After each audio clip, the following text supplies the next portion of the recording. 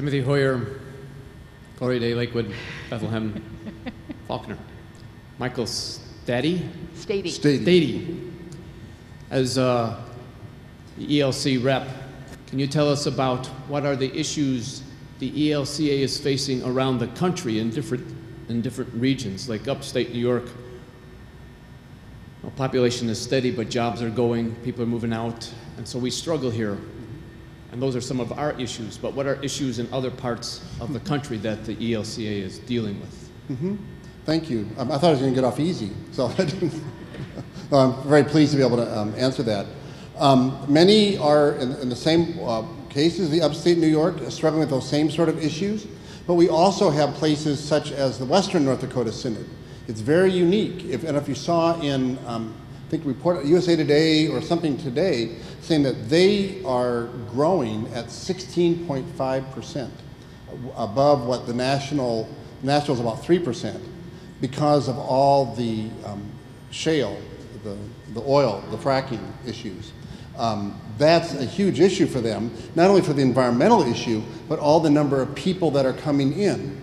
It's an amazing part of that. Then there are also other places where there are more down in the Sun Belt, where we have immigration, and legal immigration even too, or migration. I remember when I was in seminary quite a few years ago that they said that the Rocky Mountains were white with the transfer papers of people moving from Minnesota to Oregon or Washington.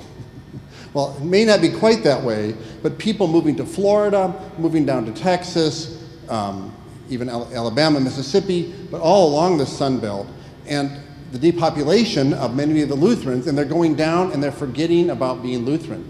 You know, many are part of it as well. My in-laws have moved to Florida. They become active in a church, but they know many friends that have moved down there from Minnesota, Wisconsin area that just don't have that.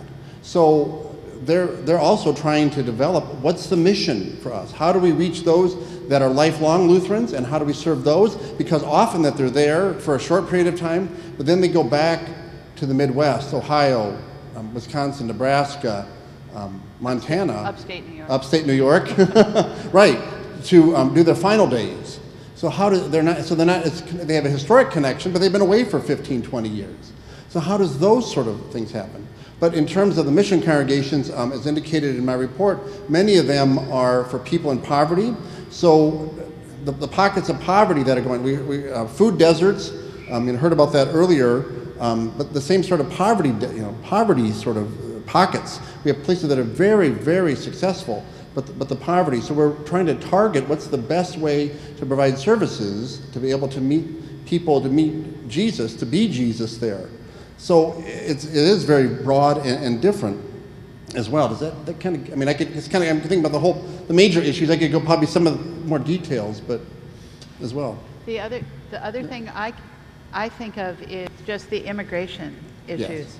Now, and part of that is immigration reform and all we're dealing with, but particularly in our Texas and southern border states, as well as some of the eastern coast synods like Metro New York and New Jersey. Metro New York, at last count, was worshiping in 27 different languages every Sunday morning, trying to get people who speak those languages trained theologically in order to be serving in those congregations, and doing outreach when whole neighborhoods will shift in a matter of 2 years into a whole new ethnic group that is now coming from some place where